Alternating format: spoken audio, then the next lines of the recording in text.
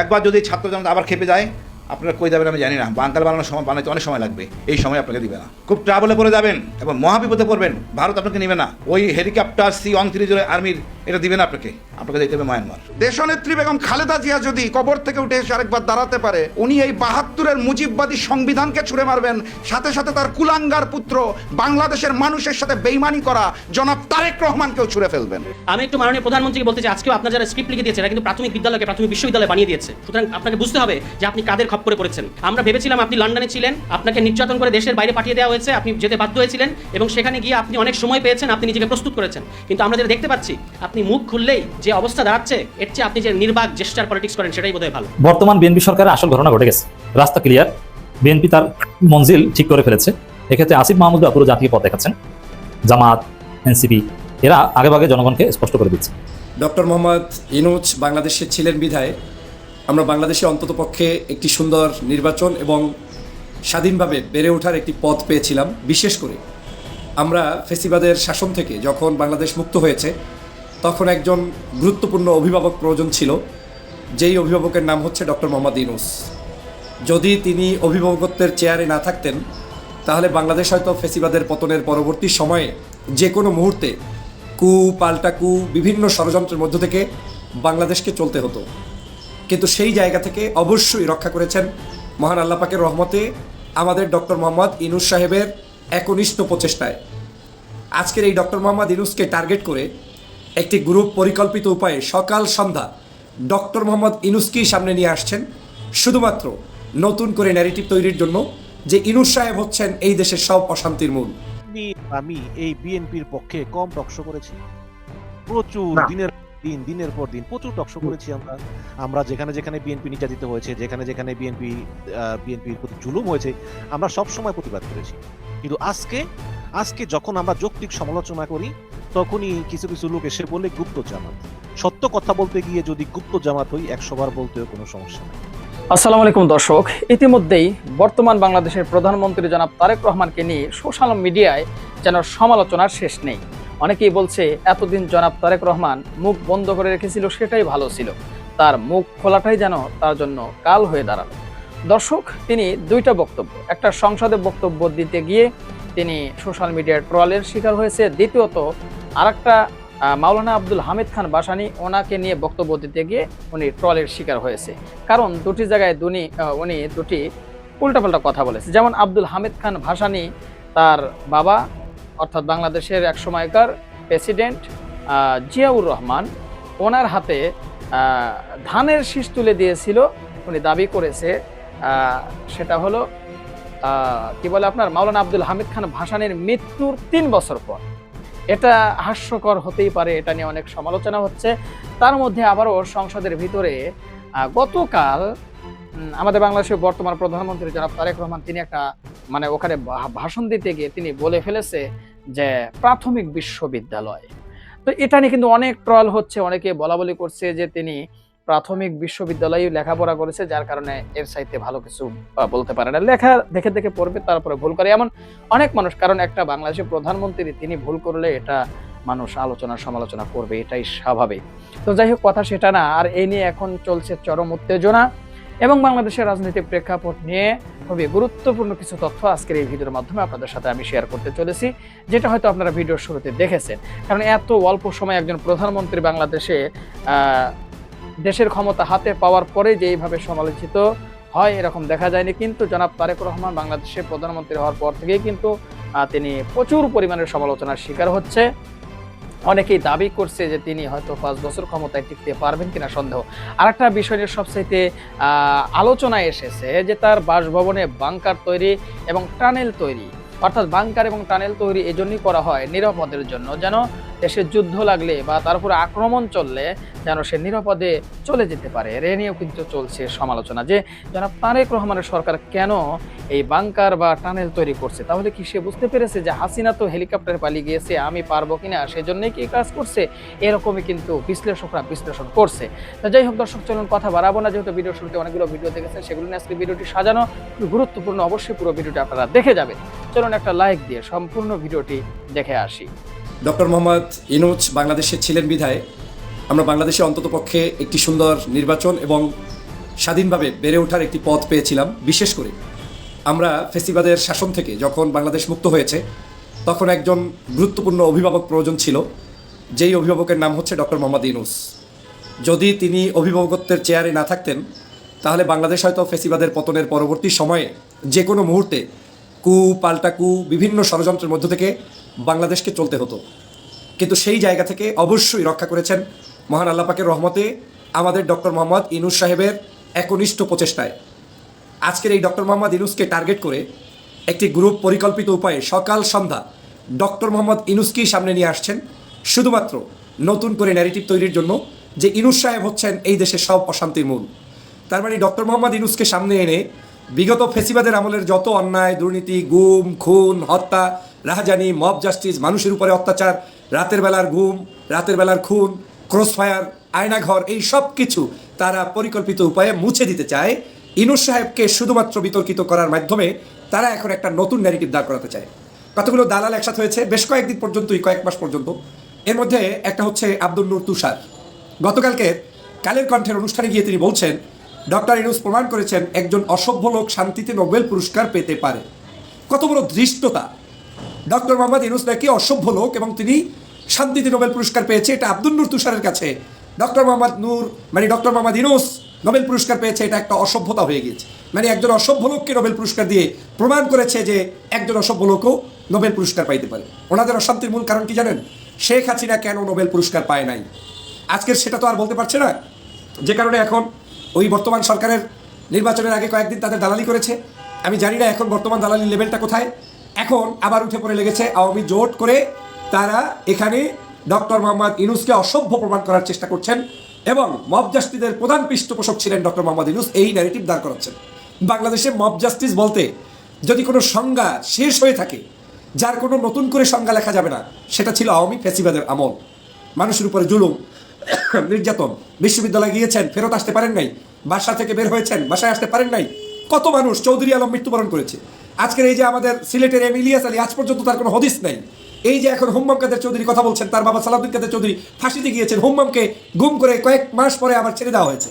তারপরে একই উপায় আপনার বাংলাদেশের এই যে কি বলে বর্তমান সংসদে যে দুজন আছে আয়নাগরের সাক্ষী, একজন তো সংসদেই আছেন ব্যারিস্টার আরমান, আর একজন আমান আল আজমি, এই মানুষগুলোকে গুম করেছিল তখন এদের মুখে টেপ লাগিয়ে দিয়েছিল কি। তিনি বলছেন ডক্টর মোহাম্মদ ইউনূস অসভ্য লোক, তাকে আজকে বাংলাদেশের একজন এত বড় ব্যক্তি অসভ্য লোক, তাকে কেন শান্তিতে পুরস্কার দেওয়া হলো, এবং তিনি নাকি মব জাস্টিসের হতা। মূল প্রবলেমটা কোথায় জানেন? ডক্টর মোহাম্মদ ইউনূসের কারণে এই দেশটা দখল করতে গত 18 মাসে পার্শ্ববর্তী রাষ্ট্রের লোকেরা পারে নাই। দেশটার মধ্যে অশান্তি সৃষ্টি করে তারা বারবার পাল্টা কু করতে চেয়েছে, সেটাতে তারা ব্যর্থ হয়েছে বিদায় ডক্টর মোহাম্মদ ইউনূস এখন সকলের চক্ষুশূল হয়ে গিয়েছে। আরেকজন বলছে মোস্তফা ফিরোজ, ডক্টর ইউনূসের মতো স্টুপিড ও বিশ্বাসঘাতক শাসক আমি জীবনে দেখিনি। মোস্তফা ফিরোজ ভাই টকশো করেছেন, অনলাইনে একসাথে যুদ্ধ করেছি, ফ্যাসিবাদের বিরুদ্ধে কথাই বলেছি, দেশ থেকে পালিয়ে থাকতে হয়েছে, আপনি তখন দেশে আসা আনাগোনা করেছেন। এখন বুঝলাম যে আপনি কি কারণে ডক্টর মোহাম্মদ ইউনূসকে স্টুপিড বলছেন। কি করেছে তিনি? ডক্টর মোহাম্মদ ইউনূস স্টুপিড বিশ্বাসঘাতক শাসক উনি নাকি আর জীবনে দেখে নাই। তাহলে গত 16 বছরের শাসন ব্যবস্থাটা কি ছিল একটু সংজ্ঞায়িত করেন মোস্তফা ফিরোজ সাহেব। এটা বললাম গতকালকে তারা কালের কণ্ঠে গিয়ে বৈশাখী উৎসব করতে গিয়ে যারা বর্তমান সময়ে টকশো করেন, এই টকশো আলারা এখানে আপনার একসাথে বসে ডক্টর মোহাম্মদ ইউনূসকে মানে দোষারোপ করার জন্য একটা বিশেষ বৈঠক বসেছে, নাম দিয়েছে বৈশাখী উৎসব, কিন্তু কার্যক্রম গতকালকে তারা করেছে সবার কাছ থেকে একটা কমেন্টস নিচ্ছে, যেটা তাদের উদ্দেশ্য সেটা হচ্ছে অ্যাবাউট ডক্টর মোহাম্মদ ইউনূস। বোঝাই যায় যে পরিকল্পিত উপায় কালের কণ্ঠ সেই অনুষ্ঠানটি করা হয়েছে যাতে করে বাংলাদেশের মানুষের কাছে ডক্টর মোহাম্মদ ইউনূসকে একটা ভিলেন চরিত্র উপস্থাপন করা যায়, খারাপ চরিত্র উপস্থাপন করা যায়, অথচ এই বাংলাদেশের অস্তিত্ব আজকে থাকতো না। এই বাংলাদেশের যারা প্রধানমন্ত্রী বিরোধী দলীয় নেতা হয়েছেন কিছুই করতে পারতেন না যদি ইউনূস সাহেব আজকের এই অবস্থায় 18 মাস রাষ্ট্র ক্ষমতায় না থাকতেন এবং বাংলাদেশের দেশপ্রেমিক সেনাবাহিনী তৎকালীন সময় তাকে সহ সবাই মিলে যেভাবে দেশটাকে রক্ষা করেছেন। প্রিয় ভাইয়ের আরেকজন আনিস আলমগীর কালকে বলছেন শেখ হাসিনা যা বলে গিয়েছে তার সত্য হলো ছাত্ররা সামনে, জঙ্গিরা পিছনে। বারবার এই জুলাই অভ্যুত্থানকে, গণবিপ্লবকে জঙ্গি নাটকে রূপান্তরিত করতে চায় এই আনিস আলমগীররা। তারা প্রমাণ করতে চায় শেখ হাসিনা ভালো ছিল, শেখ হাসিনা এই সরকারে থাকতো, শেখ হাসিনা যাওয়ার কথা ছিল না, এটা সামনে ছাত্র পিছনে জঙ্গি, এই ন্যারেটিভ দাঁড় করিয়ে ছাত্র জনতার বিপ্লবকে প্রশ্নবিদ্ধ করতে চায় এই আনিস আলমগীররা। আনিস আলমগীর কে?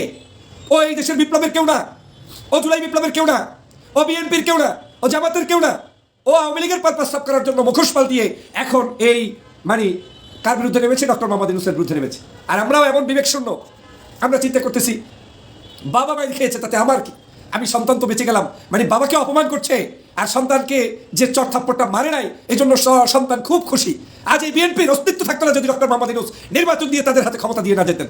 আজকে আপনারাই সুযোগ করে যদি দেন এই আনিস আলমগীরদের মতো টাউট বাটপারদেরকে, তাহলে বাংলাদেশের অস্তিত্ব বিলীন হবে। আপনাদেরকে নিয়ে একদিন ওরা খোঁচা মারবে, মারবে কি? অবশ্যই মারবে। ওরা এখন যে কথাগুলো বলছে, ন্যারেটিভ দাঁড় করাচ্ছে, একটাও আপনাদের পক্ষে নয়। এর সবগুলো ন্যারেটিভ পরিকল্পিতভাবে করছে, আপনাদেরকেই দমন করার জন্য করছে। ওরা ওদের দৃষ্টিতে যদি শেখ হাসিনার কথা সত্য হয়, তার মানে কি দাঁড়ালো? শেখ হাসিনা ওদের খুব প্রীতের বান্ধব, আপনারা ওদের কেউ না। কিন্তু আপনাদেরকে সামনে রেখে একটু ফুসলিয়ে ফাঁকে কিন্তু শেখ হাসিনার প্রশংসাই করে যাচ্ছেন। উনি আবার বলছেন, কত বড় ধৃষ্টতা! একজন ডক্টর ইউনূস সম্মানিত ব্যক্তি, তার নামটাও শুদ্ধ করে নেয় না। আনিস আলমগীর বলছেন, ইউনূসের 18 মাসের শাসনের শ্বেতপত্র প্রকাশ করতে হবে সরকারকে, ইউনূসকে ছাড় দেওয়া যাবে না, প্রতিপক্ষের হামলার রাজনৈতিক শিক্ষক ইউনূস। অথচ গত 16 বছরে প্রতিপক্ষের উপরে হামলার মূল নায়ক কেরা ছিলেন তারই একটা বক্তব্য দিলেন না। কোন দিন আনিস আলমগীর, কোন দিন মোস্তফা ফিরোজ, কোন দিন আব্দুল নূর তুষার সাহেব, কিংবা আরো যারা আছেন এই টকশোতে ওখানে গতকালকের বৈঠকে গিয়েছেন, সবার নাম নিয়ে কথা বলার সুযোগ নেই। প্রত্যেকেই যারা আজকে ডক্টর মোহাম্মদ ইউনূসকে অপরাধী করছেন, কারা সেই 16 বছরে দেলোয়ার হোসেন সাঈদীর ফাঁসির সময় কণ্ঠ উঁচিয়ে বক্তব্য দিয়েছেন? কারা সেই 16 বছরে নিজামীর ফাঁসির সময়, কাদের মোল্লার ফাঁসির সময় বলতে পারেন নাই যে এটা সম্পূর্ণ অন্যায়? কামরুজ্জামানের ফাঁসির সময় বলতে পারেন নাই এটা অন্যায়? মীর কাসিম আলীর ফাঁসির সময় বলতে পারেন নাই এটা অন্যায়? একজন আলেমকে জেলের মধ্যে বন্দী রাখার সময়, সেই আল্লামা মামুনুলের সময় বলতে পারেন নাই এটা অন্যায়?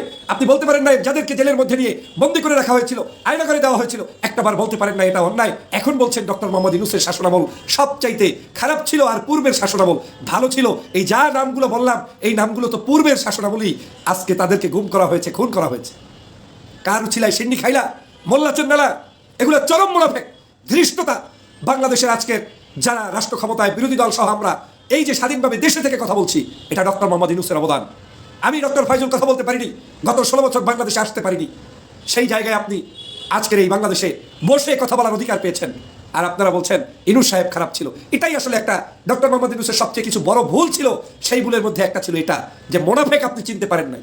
দেশপ্রেমিকদেরকে হয়তো জায়গায় জায়গায় বসাতে আপনি ব্যর্থ হয়েছেন, এজন্যই আজকের এই মোনাফেকরা আপনার গলা টিপে ধরার চেষ্টা করছে। ডক্টর মোহাম্মদ ইউনূসের কাছ থেকে আমি জিন্দিগিতে কোনো বেনিফিট পাইনি, কিংবা কোনো স্বার্থের জন্য তার কাছে সরকারে থাকা অবস্থায় কোনোদিন যাইনি। সরকারে আসার আগে ওনার সাথে আমার দেখা হয়েছে। কিন্তু এই ডক্টর মোহাম্মদ ইউনূসের পক্ষে আজ দেখবেন দালালরা নেই, কিন্তু আমি দেশপ্রেমিক তার পক্ষেই আছি। কারণ আমার কাছে মনে হয়েছে মন্দের ভালো অপশন ডক্টর মোহাম্মদ ইউনূসের বিকল্প গত 16 বছরের এই ফেসিবাদের পরবর্তী সময় ছিল না। ইউনূস সাহেব না থাকলে কি কি ফ্যাক্ট তৈরি হতো? আবেগে ঘা ভাসিয়ে লাভ নেই। ইউনূস সাহেব না থাকিলে ওই আনিস আলমগীর, সরোয়ার তুষার, নাকি বলে আব্দুল নূর তুষার, এই আব্দুল নূর তুষার গঙেরা আওয়ামী ন্যারেটিভ তৈরি করে শেখ হাসিনার সকল জাহিলিয়াতকে জায়েজ করে ফেলতো, এবং এখানে পাল্টা কুসৃষ্টি করে নতুন করে আমাদের এই বিপ্লবের পরবর্তী প্রতিবিপ্লব ঘটিয়ে তারপরে তারা দেশটাকে ধ্বংস করতো। আর পার্শ্ববর্তী দেশ তো বসে বসে নখ টাকাইতো, আমাদের উপরে জুলুম অত্যাচার করতো। অতএব আমি মনে করি যারা এই ন্যারেটিভ দাঁড় করাতে চায় এরা প্রত্যেকে দালাল এবং আওয়ামী লীগের দোসর। কিন্তু আওয়ামী দেশপ্রেমিক কিছু মানুষ যারা আছেন, যারা এখনও বাংলাদেশের হয়তো বর্তমান রাজনীতিটাকে মেনে নিয়ে গণভোটে হায়ের পক্ষে রায় দিয়েছেন, যারা মনে করেন যে শেখ হাসিনার শাসনামল খারাপ ছিল, তারা যে দলেরই হোক তাদেরকে আমরা স্যালুট জানাই, সম্মান জানাই। কিন্তু ফেসিবাদের শাসনামলকে জায়েজ করতে আসা, কিংবা ফেসিবাদের সময়টাকে ডক্টর মোহাম্মদ ইউনূসকে খারাপ বানাতে গিয়ে ভালো বানানো, কিংবা ডক্টর মোহাম্মদ ইউনূসকে ফেসিবাদের চাইতেও খারাপভাবে উপস্থাপন করা, এটা নিশ্চয়ই নেমক হারাম ছাড়া আর কিছু না। এটা নিশ্চয়ই চরম ধৃষ্টতা ছাড়া আর কিছু না। বরং আমি মনে করি নির্লসভাবে সর্বোচ্চ চেষ্টা করেছে ডক্টর মোহাম্মদ ইউনূস। আমি এই বিএনপির পক্ষে কম টকশো করেছি, প্রচুর দিনের পর দিন প্রচুর টকশো করেছি। আমরা যেখানে যেখানে বিএনপি নির্যাতিত হয়েছে, যেখানে যেখানে বিএনপির প্রতি জুলুম হয়েছে, আমরা সবসময় প্রতিবাদ করেছি। কিন্তু আজকে যখন আমরা যৌক্তিক সমালোচনা করি, তখনই কিছু কিছু লোক এসে বলে গুপ্ত জামাত। সত্য কথা বলতে গিয়ে যদি গুপ্ত জামাত হই 100 বার বলতেও কোনো সমস্যা নাই। গতকালকে দেখলাম যে 28 জন বিচারককে কারণ দর্শানো নোটিশ দিয়েছে, কারণ ওই যে বিচারের যে অধ্যাদেশটা ওটা বাতিল, তারা সমালোচনা করে, তারা বলতেছে যে এটা বাতিল করা ঠিক না। এবং যেই বিএনপি আমরা দেখেছি, বিএনপির লোকজন, বিএনপির কর্মীরা শেখ হাসিনার সমালোচনা করতে গিয়ে, শেখ হাসিনাকে কটূক্তি করতে গিয়ে তারা প্রচুর জেল কেটেছে, 1 বছর, 2 বছর, 1.5 বছর। এখন অনবরত দেখতেছি তারেক রহমানকে কটূক্তি করার জন্য মানুষজন জেলে যাচ্ছে। আজকে একজনকে ধরলো ওই যে এনসিপির, গত পরশু একজনকে ধরলো ভোলার এক মহিলাকে, অবশ্য ছেড়ে দিয়েছে, ফেসবুকে খুব লেখালেখি হয়েছিল, তার প্রতিবন্ধী ছেলে আছে, এজন্য ছেড়ে দিছে। তাহলে এখন আমরা আসলে কি পেলাম এখানে? আপনি দেখেন তারেক রহমান সংসদে কোনো কথাই বলেন না, কোনো কথা বলেন না। আপনি যদি সংসদে কোনো কথা না বলেন, তাহলে আপনি সালাউদ্দিন আহমেদকে আপনি সব দায়িত্ব দিলেন। এই সালাউদ্দিন তারেক রহমান বিষয়টা আসলে আপনার কাছে মানে কি মনে হয়? সেই আমি আমি আমি যখন যখন ওই মানে আওয়ামী লীগের আমলে কিন্তু ওই বিএনপি লোকজনের সাথে কথা হতো অনেক নেতার সঙ্গে, তারেক রহমান যখন মিটিংয়ে বসতো, ওই যে লন্ডন থেকে সালাউদ্দিন আহমেদকে আবার ওই সংযোগ করতো ইয়েতে, মানে স্থায়ী কমিটির মিটিং এ সবাই থাকতো অফিসে, 2 জন থাকতো বাইরে, একজন লন্ডন থেকে আরেকজন ভারত থেকে। তো সেখানে নাকি সালাউদ্দিন আহমেদ খুবই মানে উপদেশ দিত, না এটা এইভাবে না, এটা এইভাবে, এটা এইভাবে না, এটা এইভাবে। এখন এদের আসলে কানেকশনটা কি? মানে এটা কি কোনটা চুক্তি যে তারেক রহমান সামনে থাকবে, শুধু মানে ফেসটা থাকবে, সবাই বুঝবে যে প্রধানমন্ত্রী, পিছনের সকল কাঠি নাড়বেন তিনি? এই প্রসঙ্গে আপনি শুরু করার আগে আপনি যে বললেন স্থায়ী কমিটির সভায়, এটা কি আপনি সিওর এটা 5ই আগস্টের আগে না 5ই আগস্টের পরে? অনেক আগে। 5ই আগস্ট অনেক আগে আপনি ভারত থেকে উনি যুক্ত হতো। আমি আসলে জিনিসটা দেখিনি। না, উনি তো ফ্রিলি ঘোরাফেরা করতো ভারতে। সেটা শুনেছি। এই কথাগুলি আসলে বুঝছেন, এই কথাগুলি আমরা আসলে বলি এবং আমরা দেখি, সবাই বলে, কিন্তু খুবই দুঃখজনক। এটা বলতে চাই না। বিএনপির মতো একটা দল, একটা ওপেন দল, যে দল বলেছে সবসময় আমরা গতানুগতিক রাজনীতি করি, আমরা গোপন রাজনীতি করি না। তারপরে সেই দলের মধ্যে এই ধরনের কি, কেন, কিন্তু কেন থাকবে? কেন থাকবে? কারণ যখন 5ই আগস্টের পরে আমরা যখন মুক্ত হলাম, আপনার মনে আছে কিনা জানি না, আপনার এখনো আমি শো করেছি এবং পিছন দিকে গিয়ে দেখতে পারেন। আমি কয়েকটা টক শোতে বলেছি তখন, এই ১ম এই যে সালাউদ্দিন আহমেদ সাহেবকে যেভাবে করে আনা হয়েছে ইন্ডিয়া থেকে ট্রাভেল পাস দিয়ে পরের দিন উনি আসলেন এবং উনি যেভাবে করে কথাবার্তা বলছেন, আমার খুব মনে হচ্ছে এবং সন্দেহ হচ্ছে, আশঙ্কা হচ্ছে ওনাকে কি কোনো একটা মিশনে পাঠানো হয়েছে কিনা। কারণ একইভাবে মিশনে কিন্তু শেখ হাসিনা এসেছিলেন। আপনার মনে আছে কিনা জানি না। উনি ৭৫ সাল থেকে নিয়ে ৮১ সাল পর্যন্ত কিন্তু ভারতে ছিলেন, দিল্লিতে ছিলেন, রাষ্ট্রীয় অতিথি ছিলেন, রয়ের তত্ত্বাবধানে ছিলেন। ওনাকে কিন্তু ওনার ২ বোনকে কিন্তু ওনারা কি করেছে জানি না, ওনারা তারপরে কিন্তু আর ভারত ছাড়া কিছু বলে না। সবসময় ভারত ভারত। আসার ১৫ দিনের মধ্যে যে হরমোন নিহত হলেন দ্বন্দ্বজনক ভাবে, এখানের মধ্যে তার সংশ্লিষ্টতা সন্দেহজনক মনে হচ্ছে, হতে পারে এবং নিশ্চয়ই ছিল। কারণ উনি ১৫ দিনের মধ্যে উনি কেন নিহত হবেন না? মনে করেন সালাউদ্দিন সাহেব নির্দোষ, তাকে আসলেই শেখ হাসিনার পুলিশ বাহিনী ভারতে নিয়ে ফেলে এসেছে এবং তারপর সালাউদ্দিন সাহেব দেশে আসতে পারেন নাই, কারণ দূতাবাস তাকে ট্রাভেল পাস দেয় নাই, কারণ শেখ হাসিনা সরকার নির্দেশ মানে বারণ ছিল। এই কারণে কলকাতা হাইকমিশন তাকে দেয় নাই, ট্রাভেল পাস দেয় নাই। হাসিনার পলায়নের পর তারপর ট্রাভেল পাস পেয়েছেন। ভালো কথা সবকিছু, কিন্তু যেই লোক নিজে গুম হয়েছেন সেই লোকের এই গুম অধ্যাদেশটা মানে কেন তিনি মানে বাতিল করতেছেন? এর কারণটা আসলে কি? ঘুম নিয়ে আসলে তো আমি বলতে চাই না, কিন্তু ওই যে শেখ হাসিনার একটা অডিও বার্তা দেখলাম গত বোধহয় সপ্তাহখানেকের ভিতরে, আপনি দেখেন কিনা জানি না। উনি তো অনেক অডিও বার্তা দিয়ে থাকেন। এখানে উনি সালাউদ্দিন আহমেদ নিয়ে কথা বলেছেন। যে সালাউদ্দিন আহমেদ কিসের গুম ছিল, সে এখানে তো তার তো গুম টুম হওয়ার কোনো ইয়ে নাই এবং কোনো চিহ্নও নাই, কোনো রকম নির্যাতন নাই, কিছু নাই। সে হঠাৎ করে বাংলাদেশে গিয়ে এখন সবকিছু করছে। কথাটা খুবই কনফিউজিং উনি যেটা বলেছে। আমি ওনার কথাটা সত্য ধরতে চাই না, কিন্তু যদি আমি সালাউদ্দিন আহমেদ সাহেবের কথাটা, বক্তব্যটাও যদি আমি ধরে নেই, উনি আর বক্তব্য দেননি এখনো। উনি গুম নিয়ে কোনো কিছু বলেনি। অন্যান্যরা যেমন ব্রিগেডিয়ার জেনারেল আজমি থেকে শুরু করে সবাই ওই হায়না ঘরের যাদেরকে নিয়ে গিয়ে ওখানে সাংবাদিকদেরকে দেখিয়েছেন, বলেছেন, গুমের স্মৃতি বলেছেন। এটা নিয়ে অনেক রকম ট্রলও হচ্ছে, গামছা টামছা ইত্যাদি। মানুষকে তো আসলে মানুষের কথাকে আমরা যতটুকু টুইস্ট করি, তার যে অ্যাকচুয়াল অবস্থাটাকে কিন্তু আমরা বোঝার চেষ্টা করি না। হ্যাঁ, ওই যে গুম হয়েছে, অনেকে বলছে আমেরিকার পক্ষ থেকে বলছে কোনো গুম টুম কিছু ছিল না, বাংলাদেশ সুজলা সুফলা শস্য শ্যামলা ছিল, বাংলাদেশে কোনো মানুষ হত্যা হয়নি, কোনো লোককে মারা হয়নি, সবাইকে খুব আরামে আয়েসে রাখা হয়েছিল।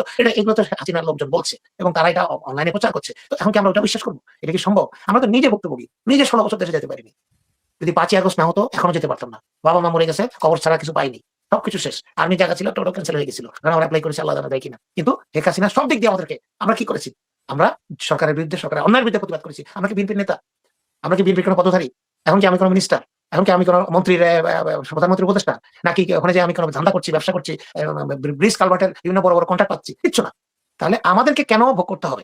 আমাদেরকে কেন এই জিনিসটা ভোগ করতে হবে? আমরা ভোগ করেছি, আমরা জানি কষ্টটা।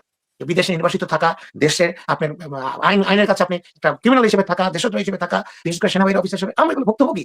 এর থেকে কষ্টে দুঃখে আমরা কিন্তু পেয়েছি, কিন্তু আমরা এটার জন্য কোনো প্রতিদান চাই না। কিন্তু এখন আজকে বাংলাদেশে বিএনপি এই যে ২১৩টা সিট নিয়ে যে একটা অবস্থা, আরে ভাই ২৯৭টা সিট নিয়ে শেখ মুজিবুর রহমানের সরকার ৯৩ সালে এরকম মধ্যে ২৯৭ না ২৮০টা সিট নিয়ে এরকম একই জিনিস করেছিল। আমার মনে পড়ে সেই জিনিসগুলো, জানেন না, রিলেট করি আমি, খুব কষ্ট লাগে। কি ক্ষমতা ভাই, দম্ভ! শেখ হাসিনার কথা বাদ দেন, সেই সময়কার কোথায় আসছিল শিকদার সংসদে দাঁড়িয়ে বলেছিলেন শেখ মুজিবুর রহমান চিরাশিকে হত্যা করার পরের দিন সকালে সাভারে তাকে মেরে ফেলা হলো, পিছন থেকে গুলি করে, ক্রস ফায়ার। এনে বললো কোথায় আসছিল শিকদার, মানে আমার এগেন্স্টে যে একটা সামান্য নর্মাল একটা মানুষ সর্বহারা করতো, তার কাছে কিছু নাই, সে একটা মানে কিচ্ছু না সরকারের কাছে। সরকার তো মহাপরাক্রমশালী। এই যে বেঞ্জিট যেটা বলতো না, সরকার মহাপরাক্রমশালী, আমাদের সাথে লাগতে আসলে নিশ্চিন্ন হয়ে যাবে। খালেদা জিয়াকে বাড়ি থেকে ধাক্কা মেরে ধাক্কা মেরে বের করে দেওয়া হলো, কিচ্ছু করতে পারলো না কেউ। ৭ বছর জেলে রাখলো বিনা বিচারে, মিথ্যা মামলায়, কিচ্ছু করতে পারে না কেউ। বিষ প্রয়োগ করে করে আস্তে আস্তে লিভার থেকে শুরু করে কিডনি সব নষ্ট করে দেওয়া হলো, উনি মৃত্যু মুখে চলে গেলেন। আমরা এখন পর্যন্ত একটা হত্যা মামলা, একটা ষড়যন্ত্রমূলক মামলা তার করতে পারলাম না। তাহলে আমরা আসলে কি? আমি যদি আমার মায়ের জন্য করতে না পারি বা বাবার জন্য করতে না পারি, তাহলে আমি দেশের জন্য কতটুকু করবো? আমি আমার কথা বলছি, অন্য কারোর কথা বলছি না। সবচেয়ে কষ্ট লাগে কি জনাব মারুফ রাজু, যেই বেগম জিয়া বলেছিলেন যে এই সংবিধান ছুঁড়ে ফেলে দিতে হবে, এখন সালাউদ্দিন আহমেদ বলতেছে এটা উনি রূপক অর্থে বলেছিলেন, আসলে ওই অর্থে বলেননি। এই যে সংবিধান ছুঁড়ে, এই যে উনি যে কথাগুলি যে এক্সপ্লেনেশন দেন, এক নম্বর কথা, উনি সংবিধান বিশেষজ্ঞও না, উনি কোনো আইনজীবীও না, এক নম্বর কথা, উইথ রেসপেক্ট। এবং তারেক রহমানের প্রতিনিধি ওনাকে নিযুক্ত করা হয়েছে, তারেক রহমানের অনুপস্থিতিতে উনি প্রতিরক্ষা এই বিষয়গুলো দেখবেন, অনুপস্থিতিতে। তাহলে তারেক রহমানের উপস্থিতিতে উনি কেন কথা বলেন? এটা বারবার বারবার বলছি, আমি কিছু বুঝতে পারছি না। উনি তারেক রহমান আমাদের প্রধানমন্ত্রী, উনি অত্যন্ত আচ্ছা, বড় হৃদয়, এটা বলিনি, বড় হৃদয়ের মানুষ। উনি যেখানে যাচ্ছেন মানুষের পিঠ চাপড়াচ্ছেন, মানুষের গায়ে কথা বলছেন, জড়িয়ে ধরছেন, পুলিশের কনস্টেবলদেরকে উনি জড়িয়ে ধরছেন, খুব ভালো কথা। তাহলে কথা তো উনি তখন বলছেন, আমরা শুনছি, কেমন আছো, কি আছো, কোথায়, তো উনি সংসদে কথা বলছেন না কেন? উনি কি বক্তব্য দিতে জানেন না? উনি কি জিনিসটাকে হ্যান্ডেল করতে পারবেন না? কোথাও কোনো জায়গা থেকে কি কলকাঠি নাড়ানো হচ্ছে? আচ্ছা, সালাউদ্দিন আহমেদ একমাত্র ট্রেন প্রাপ্ত এই ব্যাপারে কথা বলার জন্য, উনি বিশেষ প্রশিক্ষণ প্রাপ্ত, এরকম কিছু কি? এগুলো যখন কথা আসে আমরা তো দেখছি স্বাধীনতার পর থেকে অনেক প্রধানমন্ত্রী, বেগম জিয়া, শেখ হাসিনা সহ সবাই তারা বিদেশ যান, গেলে একজন আছে দেখেন, দেখাশোনা করেন তারা। আজকাল তো আপনার অনলাইনেও সাইন করা যায়। কিন্তু তারেক রহমানের অনুপস্থিতিতে সালাউদ্দিন আহমেদ প্রক্সি প্রধানমন্ত্রী থাকবেন, এটা একদম গেজেট আকারে প্রকাশ করতে হবে কেন মন্ত্রী পরিষদ সচিবালয় থেকে? এটা তো না, এটা প্রক্সি প্রধানমন্ত্রী কথাটা ব্যবহার করা হয়নি। আমার কাছে গেজেটটা আছে, এখানে গেজেটের দুইটা ভাগ আছে। একটা ভাগ হলো সংসদ বিষয়ক যেসব জিনিস, এগুলো মির্জা ফখরুল ইসলাম আলমগীর ভারপ্রাপ্ত থাকবেন, আর প্রতিরক্ষা এবং অন্যান্য ডিফেন্স বিষয়গুলি সালাউদ্দিন আহমেদ, এরকম একটা গেজেট।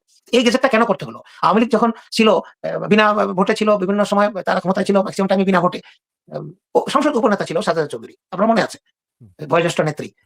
উনি যখন বিদেশে যেতেন, ভারপ্রাপ্ত থাকতেন, মানে ভারপ্রাপ্ত ক্ষমতায় থাকতেন সাজেদা চৌধুরী, আপনি সংসদ উপনেতা করে দেন, সালাউদ্দিন আহমেদকে সংসদ উপনেতা করে দেন, তাহলে তো আর কোনো কথা থাকে না। উনি না থাকলে উনি প্রতিটা বিষয় কেন? সালাউদ্দিন আহমেদ কি মিলিটারি অফিসার? উনি কি মিলিটারি বিশেষজ্ঞ? উনি কি আর্মি জেনারেল?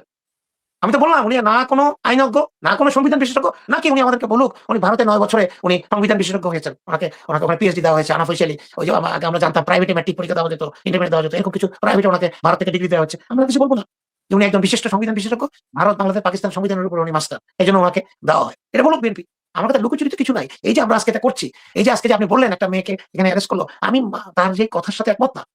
ফেসবুকে কে কি লিখবে না লিখবে, কি মতামত প্রকাশ করবে, অশ্লীল করবে নাকি ভালো করবে, এটা তার ব্যক্তিগত। কিন্তু আপনি তো তার নামে কমপ্লেন করতে পারেন, ফেসবুকে কমপ্লেন করতে পারেন, তার পোস্টটাকে ব্লক করতে পারেন, তাকে ব্লক করতে পারেন, তাকে গ্রেফতার করতে পারেন না কেন? কোন আইনে আপনি তাকে গ্রেফতার করেছেন? এরকম হাজার হাজার এই যে জামাতের নেতাদেরকে নিয়ে আজে বাজে কথা বিএনপির ইয়ে থেকে হচ্ছে, আবার বিএনপি থেকে আবার জামাতের হচ্ছে। আমি দুইটা দলকে বারবার অনুরোধ করেছি সবাইকে, আপনারা ধৈর্য ধরেন, এখনো কিন্তু খেলা শেষ হয়নি, খেলা চলছে, খেলা চলবে। আপনারা যে পরস্পর শত্রুতায় দাঁড়িয়েছেন, এই পরস্পর শত্রুতা কিন্তু আপনাদেরকে শেষ করে দেবে। যদি বিএনপি মনে করে জামাতকে তাদের দরকার নাই, এটা যেমন ভুল। আবার জামাত ইসলামী যদি মনে করে বিএনপিকে নিশ্চিহ্ন করে দিয়ে জামাত ইসলামী ক্ষমতায় চলে যাবে সাথে সাথে, এটাও ভুল। You have to think balance. কারণ আমাদের হাসিনা বিরোধী আন্দোলনে যারা নির্যাতিত, নিপীড়িত এবং যারা সহযোদ্ধা ছিল, যারা জীবন দিয়েছে, সব কিছু মিলিয়ে আওয়ামী লীগ, জাতীয় পার্টি ছাড়া, 14 দল ছাড়া সবাইকে আমাকে এক জায়গায় থাকতে হবে, জাতীয় ঐক্যে থাকতে হবে। একটা মিনিমাম একটা আমাদেরকে একটা আন্ডারস্ট্যান্ডিং থাকতেই হবে। আমি যদি এখন আমার যারা সাথে আছে, আমার কাছে যদি এখন ওই জাহিদুর রহমান ইম্পর্টেন্ট হয়, কোন হিসাবে আপনি আমাকে বলেন তো? জাহিদুর রহমান প্রধানমন্ত্রী বিএনপির উপদেষ্টা হয়, সেটা কমিউনিস্ট লোক, নাস্তিক লোক, সে কোনোভাবে কোনোদিনও শেখ হাসিনার বিরুদ্ধে কথা বলেছে, কিন্তু ওই চিকন জুতা ওই কমিউনিস্ট পার্টিদের কথা তো জানেনি আপনি। কথা বলবে, গায়ে বাড়ি লাগবে, ব্যথা লাগবে, দাগ উঠবে না, এই টাইপের কথা। আপনি তাকে ধরতেও পারবেন না, কারণ সে ঘুরিয়ে ফিরিয়ে কথা বলে, ডাইরেক্ট কথা বলে না। হাসিনাকে কোনোদিন সুরেচার বলবে না, হাসিনা পতনের পর বলবে না হাসিনার পতন হয়েছে, কয় সাবেক প্রধানমন্ত্রী, তারা বলে সাবেক প্রধানমন্ত্রী। সেই লোককে আপনি করলেন ডাবল উপদেষ্টা, ডাবল উপদেষ্টা। তাহলে এখন আপনি কি বিএনপি কি তাদের নীতি আদর্শ থেকে সরাচ্ছে? যেহেতু খালেদা জিয়ার সেই মেটাফোর বললেন উনি বলেছেন যখনই ক্ষমতায় আসবে জনতার সরকার, জনগণের সরকার, এই সংবিধান হাসিনার সংবিধান ছুঁড়ে ফেলা হবে। এটা আমি ধরে নিলাম, এটা মেটাফোর, ধরে নিলাম রূপ করতে। তাহলে আপনারা তো সেই সংবিধানকে ছুঁড়ে ফেলা দূরের কথা, সংস্কারও করতে রাজি না। নতুন নতুন ভাষা, নতুন নতুন বাংলা, নতুন নতুন অর্থ আমরা এখন শিখছি। ভাই সারা জীবন যা শিখেছি সেটা ভুলে যেতে হবে এখন। ব্যাকরণ বলেন, ভাষা বলেন। বিএনপির 31 দফা যে তাদের যে রূপকল্প, 31 দফা যেটা নিয়ে বিএনপি সামনের দিকে এসেছে, নির্বাচনে গিয়েছে, সেখানে প্রথম দফা হলো সংবিধান সংস্কার। সংস্কার তারা এখন বলছে সংবিধান সংস্কার হয় না, সংশোধন হয়, নাহলে রহিত হয়। এখন সালাউদ্দিন আহমেদ কি আমাদেরকে, উনি কি তাহলে এখন ভাষা দিত? উনি তো এখন বাংলা টিচার, আমাদের জাতিকে বাংলা শিখাবেন। কি কি শিখাবেন? আর উনি ভারত থেকে আসার পরে ওনার কার্যকলাপগুলো সন্দেহজনক। বর্তমান বিএনপি সরকারের আসল ঘটনা ঘটে গেছে, রাস্তা ক্লিয়ার, বিএনপি তার মঞ্জিল ঠিক করে ফেলেছে। এক্ষেত্রে আসিফ মাহমুদরা পুরো জাতীয় পথ দেখাচ্ছেন, জামাত, এনসিপি এরা আগেভাগে জনগণকে স্পষ্ট করে দিচ্ছে। জনগণ যদি এটা উপলব্ধি করতে না পারে, তাহলে জনগণের কপালে এই বিপদ আছে। বিপদ শুধু রাজনীতিবিদদের কপালে না, জনগণের কপালে আছে। এখন আসিফ, গোলাম পরোয়ার এরা জাতিকে যে বিষয়ে সতর্ক করছেন, আপনারা এটা ফিল করে যদি বিএনপির বিরুদ্ধে সমালোচনা মুখর না হন, বিএনপিকে যদি চাপ না দেন, তাহলে আপনি তরুণ, আপনি রাজনীতি করেন না, ছাত্রদল, শিবির কোনো কিছুই করেন না, ছাত্র শক্তি কিছু করেন না, কিন্তু আপনি চাকরি পাবেন না। আপনার মেধা আছে, আপনি চাকরি পাবেন না। যে চাকরির অধিকারের জন্য আপনি বিপ্লব ঘটিয়ে ফেলেছেন, কোটানা মেধা স্লোগান দিয়ে দিয়ে হাসিনাকে জয় বাংলা করে দিয়েছেন, আপনি সেই আন্দোলনকারী বিসিএসে আবারও বৈষম্যের শিকার হবেন এবং বিএনপির পরিবারের লোকজনকে চাকরি দেওয়া হবে, যোগ্যতা না থাকলেও, আপনার যোগ্যতা থাকলেও চাকরি দেওয়া হবে না। আপনি সেই পুরনো বৃত্তে আটকা পড়বেন। অতএব যা করার এখনই করতে হবে এবং আপনি প্রতিবাদ করতে যাবেন, আপনাকে গুম করবে। যেহেতু গুম অধ্যাদেশও নাই এখন, 12 তারিখের পর এটা থাকবে না, আপনাকে গুম করবে, আপনাকে পিটাবে, মানবাধিকার আপনার মানবাধিকারের পক্ষে কেউ কথা বলতে পারবে না। অতএব আসিফ মাহমুদরা জাতিকে যে পথ দেখাচ্ছে সেই পথ অনুযায়ী জাতিকে চলতে হবে, নইলে সবার কপালে বিপদ আছে। বাংলাদেশের ইতিহাস বলে যে বাংলাদেশের জনগণ কোনো একটা ভালো বিষয় যেটা সমর্থন করেন কিন্তু তার পক্ষে কিছু বলেন না বা রাজপথে নামেন না। এই সমস্যাটা সমাধান করতে হবে। যেমন তত্ত্বাবধায়ক সরকারের পক্ষে ছিল সবাই, কিন্তু তত্ত্বাবধায়ক সরকারের পক্ষে রাজনীতিবিদ ছাড়া কেউ কোনোদিন রাজপথে নামেনি। এমনকি জুলাই আন্দোলনেও কিন্তু তত্ত্বাবধায়ক সরকার বা এগুলো নিয়ে কোনো আন্দোলন ছিল না। তত্ত্বাবধায়ক সরকার জুলাই আন্দোলনের ফসল, অটোমেটিক্যালি এসেছে, কিন্তু তত্ত্বাবধায়কের পক্ষে জনগণ কিন্তু জনগণ কোনোদিন রাজপথে নামেনি। বরং রাজনীতিবিদরাই সবাই নামতে পারে নাই, বিএনপির লোকজনই সবাই নামতে পারে নাই। এই হচ্ছে আসল কথা। এমনকি একটা পর্যায়ে বিএনপি জামাত সরাসরি তত্ত্বাবধায়ক সরকার বলতো না, বলতো যে নির্দলীয় নিরপেক্ষ সরকার, সেটা অন্য নামে হলো সমস্যা নেই। যেহেতু বিএনপি তত্ত্বাবধায়ক সরকার নামটার উপরই, মানে আওয়ামী লীগ সরকার তত্ত্বাবধায়ক সরকার নামের উপরই প্রচন্ড ক্ষোভ ছিল তাদের। তো দর্শক, এনসিপি সংবাদ সম্মেলন করে আসিফ মাহমুদ বলেছেন বর্তমান সরকারের মধ্যে স্বৈরাচারের সব লক্ষণ ফুটে উঠেছে। এর মানে বিএনপি সরকারের আসল ঘটনা ঘটে গেছে যে তাদের মধ্যে স্বৈরাচারীর বীজ ঢুকে গেছে, ফেসিবাদের বীজ ঢুকে গেছে, এবং তাদের রাস্তা একটাই, তারা ফেসিস্ট এবং স্বৈরাচার হয়ে উঠবে। জামাতের সেক্রেটারি জেনারেল অধ্যাপক মিয়া গোলাম পরোয়ারও সেম কথা বলেছেন বগুড়ায়, যে ফেসিবাদী শাসনের দিকে হাঁটছে বিএনপি সরকার, জামাত। বিএনপি সরকারের মধ্যে স্বৈরাচারের সব লক্ষণ ফুটে উঠেছে, আসিফ মাহমুদ এনসিপি। এর মানে পুরো জাতিকে জামাত এনসিপি দেখিয়ে দিল যে এই হচ্ছে বিএনপি। এখন যদি আপনি বিএনপিকে সেভাবে ডিল না করেন, এখন যদি কিছু না বলেন, তাহলে সামনে আপনি নিজেই বিপদে পড়বেন। আর এখন বলাটা সহজ, কিন্তু দেরি করলে বিপদ আছে। সময়ের 1 ফোর অসময়ের 10 ফোরও সমান হয় না। অতএব আপনি এখনই ফোর দেন। আমি যেটা বলি যে এখনই হরতাল অবরোধ করেন, এবং যদি জুলাই সনদ বাস্তবায়নের দাবিতে, গুম অধ্যাদেশ ফিরিয়ে আনার দাবিতে, মানবাধিকার অধ্যাদেশ বাস্তবায়নের দাবিতে জামাত এনসিপি হরতাল ডাকে, আমি মনে করি সাধারণ ছাত্র জনতার সেখানে নেমে যাওয়া উচিত। কারণ জুলাই সনদ বাস্তবায়নের দাবিতে কোনো কর্মসূচি দিলে জামাত এনসিপি, যদি সাধারণ জনগণ জামাত এনসিপির ডাকে যদি এখনই সাড়া দেয়, অ্যাক্টিভিস্ট, বুদ্ধিজীবী, সাধারণ শিক্ষার্থী, নারী, পুরুষ, গৃহিণী, বেশি দিন লাগবে না। আপনারা 2-4 দিন কষ্ট করে রাজপথে নামেন, পুলিশের মাইরও খাওয়া লাগবে না, বিএনপি সোজা এগুলো মেনে নেবে। আর রাজপথে এখন নামবেন না, সামনে আবার জুলাইয়ের মতো জীবন দিতে হবে। আর এখন বিএনপি কিচ্ছু করতে পারবে না, মানতে বাধ্য হবে দাবি। তো দর্শক, এনসিপির মুখপাত্র আসিফ মাহমুদ সজীব ভুইয়া সরকারকে হুঁশিয়ারি দিয়ে বলেছেন, আপনারা প্রায় বলেন আগামী 15-20 বছরও দেশে কোনো গণঅভ্যুত্থান হবে না, কিন্তু ইতিহাস এর নজির রয়েছে। 69-এর গণঅভ্যুত্থান অর্জন যখন রক্ষা করা হয় যায়নি, তখন 71 সংগঠিত হয়েছিল। একইভাবে 2024-এর গণঅভ্যুত্থান অর্জনের চেতনা যদি রক্ষা করা না যায়, 26 বা 27 সালে আবারও একই ধরনের ঘটনা পুনরাবৃত্তি হতে পারে। তো বিএনপি এমন পথে গেছে, এমন ঘটনা ঘটে গেছে বিএনপির, যে গণঅভ্যুত্থান হতে পারে। ফ্যাসিস্ট হয়ে জামাত বিএনপি একই কথা বলছে যে ফ্যাসিবাদের দিকে যাচ্ছে, স্বৈরাচার হয়ে উঠছে, তাহলে তো আবার গণঅভ্যুত্থান হবেই। আর বিএনপির পরিবেশ মন্ত্রী আব্দুল আউয়াল মিন্টু তিনি বলেছেন যে রাজনীতির গুণগত পরিবর্তন না করতে পারলে আবারও গণঅভ্যুত্থান হবে। এর মানে এই যে গণঅভ্যুত্থান বা বিপ্লব যাই বলো না কেন, এটা বিএনপির মন্ত্রীরাও বলছে হতে পারে, আর আসিফ মাহমুদ বা জামাত তারাও বলছে আবার হতে পারে। বেশি দিন লাগবে না, কারণ এবার জনগণের যে ক্ষোভ, এবার অল্পতেই জনগণ রাজপথে নেমে পড়বে। এই জন্য 26-27 সালে গণঅভ্যুত্থান লাগবে না, এখন 2-4টা হরতাল দেন, কিচ্ছু লাগবে না। যা শান্তি, রাস্তালাবান রাস্তায় বসে ক্রিকেট খেলবে, ফুটবল খেলবে, মানুষ রাজপথে নেমে পড়বে। যদি নামেন সমাধান হয়ে যাবে। আর যদি জনগণ সত্যিকার অর্থে রাজপথে না নামে, যদি বিএনপি জামাতকেই যদি জামাত এনসিপিকেই যদি আন্দোলন করতে হয়, তাহলে হয়তো একটু ডিলে হবে এবং জনগণের কপালে আবারও বিপদ থাকলেও থাকতে পারে। আর বিএনপি ভেবেছে যে এটা, আরে আমরা স্বৈরাচার হই, ফেসিস্ট হই, স্বৈরাচার ফেসিস্ট যেই হয় 15 বছর আগে কিছু হয় না। আর 15 বছরে তো আমরাও যারা স্বৈরাচার ফেসিস্ট হবে, আমরা তো কেউ বাঁচবই না। বিএনপির পরবর্তী প্রজন্ম ওটা তারা দেখবে। দর্শক, আশা করি সবগুলো ভিডিও দেখেছেন এবং বিস্তারিত আলোচনা শুনেছেন। তো অবশ্যই এবার আপনাদের মূল্যবান মতামতটা ভিডিওর কমেন্ট বক্সে জানিয়ে দিবেন, আর পারলে ভিডিওটি শেয়ার করে সবাই দেখার সুযোগ করে দিবেন। আর আমাদের এই চ্যানেলে নতুন হলে সাবস্ক্রাইব করবেন।